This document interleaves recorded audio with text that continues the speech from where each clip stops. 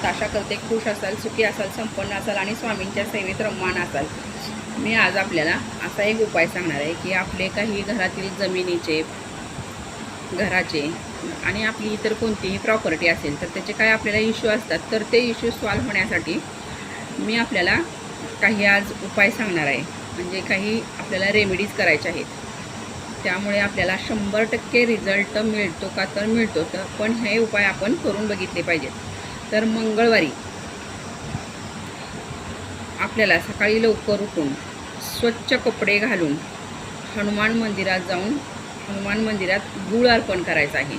हनुमान मंदिरात आणि कोणत्याही मंगळवारी लाल त्रिकोणी कपड्याचा झेंडा घेऊन आपल्याला हनुमान मंदिरात जायचे आहे आणि ते हनुमानाच्या मंदिरात आपल्याला अर्पण करायचे आहे. प्रत्येक महिन्याला एक झेंडा असे 6 महिने आपण केल्यास आपल्याला आपली कोणतीही प्रॉपर्टी रिलेटेड समस्या असेल तर ती हमखास मार्गी लागते. परत लाल आसनावर बसून आपण 108 वेळा ओम क्रांग क्रीं क्रौं सहा बहुमाय नमः हा मंत्र जर आपण म्हटला तर जमिनीच्या बाबतीत काहीही इश्यू असतील तर मार्ग मिळतो. मंगळवारी गाईला पण गुळ खायला घालायचे आहे. आणि वरील जो मंत्र आहे तो किमान 3 महिने आपल्याला सकाळी 108 वेळा आणि संध्याकाळी 108 वेळा असे म्हणायचे आहे. परत आपले घर, आपल्याला जर एखाद्याकडं त्याचा कब्जा असेल आणि ते आपल्याला जर मिळत नसेल तर ते आपले घर आपल्याला परत मिळवण्यासाठी आपल्या घराशेजारी थोडीशी माती घ्यायची आहे आणि ती लाल काचेच्या बाटलीत भरायची आहे. त्या लाल काचेच्या बाटलीत थोडासा कापूर आणि गंगाजल टाकायचे आहे आणि ती बाटली 5 दिवस आपल्या देवघरात ठेवायची आहे आणि देवाजवळ प्रार्थना करायची आहे की माझी प्रॉपर्टी मला परत मिळू दे म्हणून. आणि त्यासाठी आपल्याला 5 दिवस रोज ओम ऐं ह्रीं क्लीं चामुंडाय विच्चे या मंत्राचा जप करायचा आहे.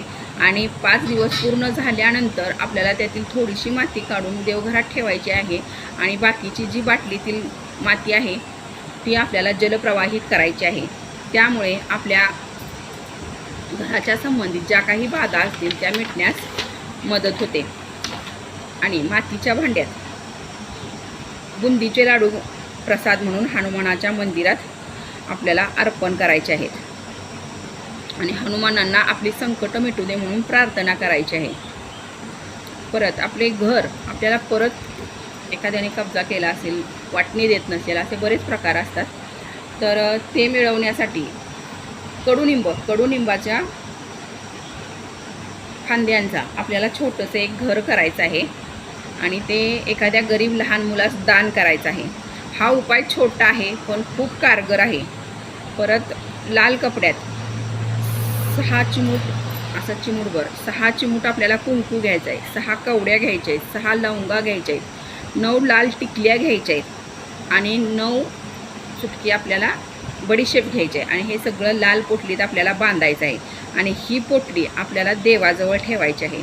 देवाला मनोमन प्रार्थना करायची आहे आणि नंतर ती आपल्याला वाहत्या पाण्यात प्रवाहित करायचे आहे. हा उपाय आपल्याला मंगळवारी करायचा आहे. मंगळवार असे आपण जर उपाय 3 महिने सलग करत गेलो तर आपली कोणत्याही प्रकारची समस्या राहणार नाही.